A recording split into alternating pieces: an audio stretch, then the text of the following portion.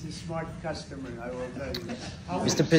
Mr. President, why are you the... Thanks for letting the question first. And what are the...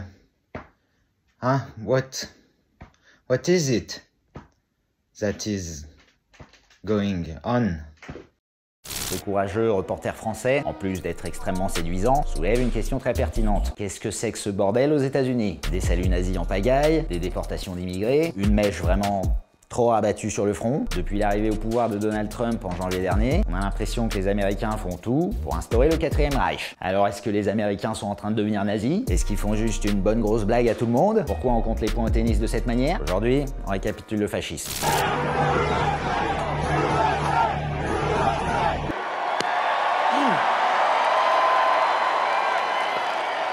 Fight, fight, fight! My heart goes out to all of you.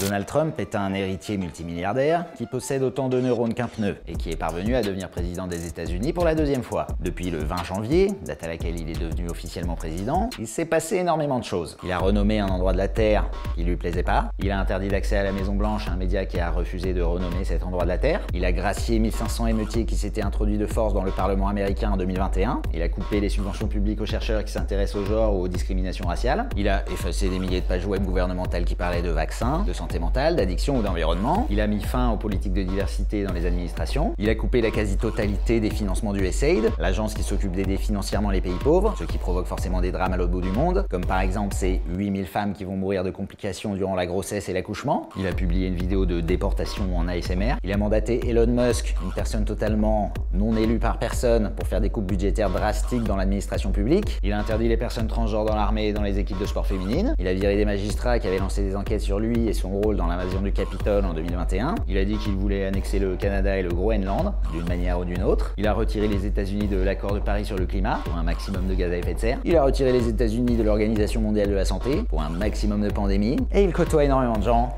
qui font des saluts nazis.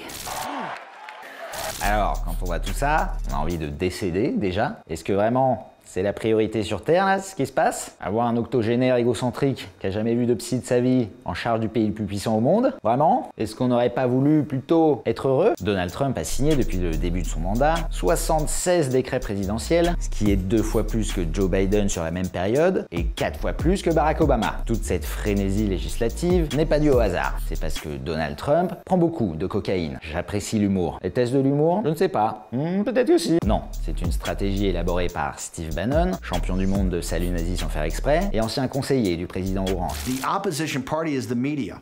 And the media can only, because they're dumb and they're lazy, they can only focus on one thing at a time. I said, all we have to do is flood the zone. Every day we hit them with 3 things. They'll bite on one and we'll get all of our stuff done. Bang, bang, bang. These guys will never be able to recover. Il est donc normal de se sentir un peu perdu face à tout ce que Trump dit ou fait depuis plus d'1 mois. C'est son but. Il veut nous inonder, nous sidérer, afin qu'on ne soit plus trop capable d'analyser ce qu'il est en train de mettre en place concrètement. Et c'est ça le vrai problème, puisque ce qu'il est en train de mettre en place, certains appellent ça du fascisme. Étant donné que c'est une insulte qui part très facilement envers quiconque se situe à droite politiquement de Benoît Hamon, on va récapituler ce qu'est le fascisme. Le fascisme est une idéologie politique d'extrême droite, autoritaire et nationaliste, dont le but principal est de créer une nation unie, forte, qui travaille bien, qui sait bien se battre contre les autres pays, et qui fasse tout ça avec le sourire. Afin d'obtenir un tel résultat, les fascistes ont souvent recours à des techniques bien rodées. Ils font croire aux gens qu'il existe un ennemi intérieur qui ruine le pays et qui empêche le vrai peuple d'être fort et prospère. Ils font croire aux gens que la démocratie est une entrave à l'efficacité de leur projet et que du coup il faudrait qu'il y ait moins de démocratie pour la France. Ils font en sorte que les opposants ne puissent plus parler, soit littéralement en les tuant, soit plus finement en interdisant les médias critiques du pouvoir ou les autres partis politiques par exemple. Et ils ne tiennent plus trop compte des droits fondamentaux des individus parce que c'est quand même hyper chiant de tenir compte de la liberté et de l'égalité de tout le monde quand il faut que ça file droit. Pour la France. Le fascisme est né en Italie, au début du siècle dernier, avec Benito Mussolini, sympathique dirigeant chauve qui ressemble au mec très énervant dans Game of Thrones. Lorsque Mussolini débarque au pouvoir, il met en place place tous les petits tips de la dictature fasciste. Parti unique, police politique, assassinat d'opposants, interdiction des syndicats, création d'un ministère de la propagande, organisation de la jeunesse, tout ça dans le but de rendre fort, prospère, grand et libre le peuple italien. Quelques années plus tard, Adolf Hitler débarque au pouvoir en Allemagne et met en place quasiment le même système, à la différence près qu'il décide en plus d'exterminer tous les juifs. Le fascisme ayant pour obsession l'homogénéité du peuple, les étrangers, les minorités ou les opposants se retrouvent rapidement dans le viseur. Si pour Mussolini l'ennemi intérieur était plutôt communiste ou socialiste, pour Hitler il est juif. Le nazisme est donc une variante du fascisme, une variante antisémite qui a causé la mort de 6 millions de juifs, mais qui se base sur la même rhétorique de l'ennemi intérieur, qui causerait la dégénérescence du pays et qu'il convient d'éliminer par tous les moyens. Du coup, dire que la politique de Donald Trump est fasciste, au regard des fascismes originels, est peut-être un poil exagéré. Il n'a fait, a priori,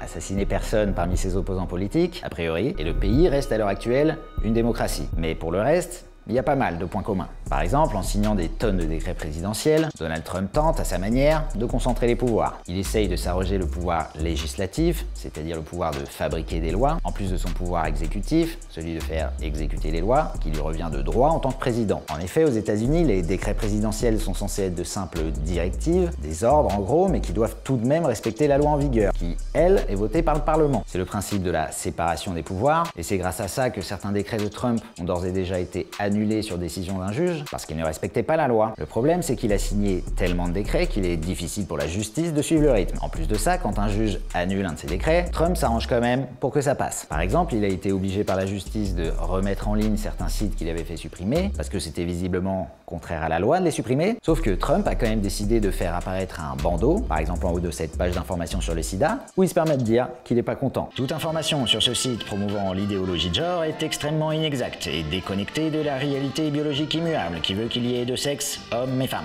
En supprimant des pages web contenant des informations qui ne lui conviennent pas, en choisissant de financer certains thèmes de recherche plutôt que d'autres, en mettant fin aux politiques de diversité dans l'administration publique sous prétexte qu'elles seraient anti-américaines et d'extrême gauche, en empêchant les personnes transgenres de vivre dignement, Donald Trump s'inscrit dans la droite ligne des fascistes et de leurs ennemis intérieurs qui causent la ruine du pays, en l'occurrence le wokisme, terme volontairement très flou qui regroupe en gros l'extrême gauche, les médias, les personnes transgenres et les immigrés. Ce qui, en passant, est très rigolo dans un pays constitué à 100% d'immigrés. La création du Doge par Elon Musk, une entité chargée de couper drastiquement dans le budget de l'État fédéral et de licencier des fonctionnaires, témoigne, sous couvert de faire des économies, de la volonté de Trump d'épurer politiquement l'État américain. En coupant dans les budgets, en réduisant le nombre de fonctionnaires, en ne gardant que les plus fidèles au président, Trump s'assure une administration affaiblie, docile et obligée de marcher au pas. Tout ça, c'est pas moi qui le dis, c'est Russell Vought, le mec en charge du budget. We want their funding to be shut down so that the EPA can't do all of the rules against our energy industry because they have no bandwidth financially to do so. We want to put them in trauma. D'un point de vue international, le fait que Trump propose tranquillement d'annexer le Canada ou le Groenland s'inscrit là aussi dans la droite ligne d'un régime nazi, par exemple, qui avait besoin d'étendre son espace vital, ou d'un Mussolini qui a colonisé l'Éthiopie pour des raisons économiques. La volonté d'expansion des États-Unis est probablement d'ordre économique, elle aussi, mais elle reste une volonté d'agrandir le territoire national en allant chercher celui des autres, dans la plus pure tradition fasciste. Surtout, la plus grande ressemblance entre Trump et les fascistes, c'est la manière dont il parle. Vous êtes sûrement au courant que quand on écoute Donald Trump parler, on a l'impression d'entendre une chasse d'eau qui se tire à l'envers, tellement c'est incohérent. Olivier Manoni, traducteur français de Mein Kampf, pense que c'est tout, sauf le fruit du hasard. Une langue dont on massacre la syntaxe, la grammaire et l'orthographe ne peut plus être un outil de réflexion rationnelle. Le langage chaotique d'Hitler dans Mein Kampf, celui de Trump, ne sont pas, ou pas seulement, le fruit de leur incapacité à formuler une pensée. Ce travail de démolition souterrain ronge le dialogue démocratique, nous prive de nos moyens d'expression et le fait en prétendant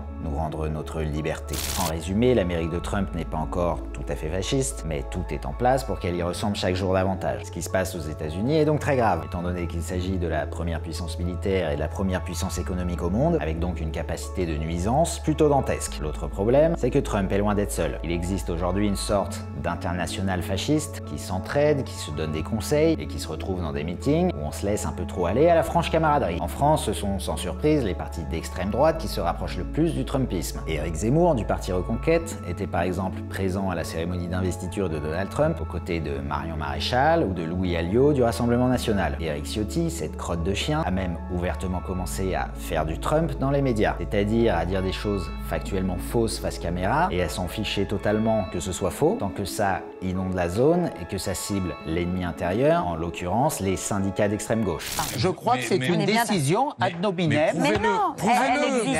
Ad nominem. Prouvez-le. Vous aussi prouvez le contraire. Voilà. Bah, les faits le prouvent. Article 8 des conditions générales de vente des contrats de médiatransport. Prouvez le contraire. Moi, je viens de vous dire, je vous prouve que c'est une règle. Il y a eu cette pression de ces syndicats d'extrême gauche. À côté de cette réalité alternative, les actes violents de groupuscules d'extrême droite, qui se réclament parfois ouvertement du nazisme,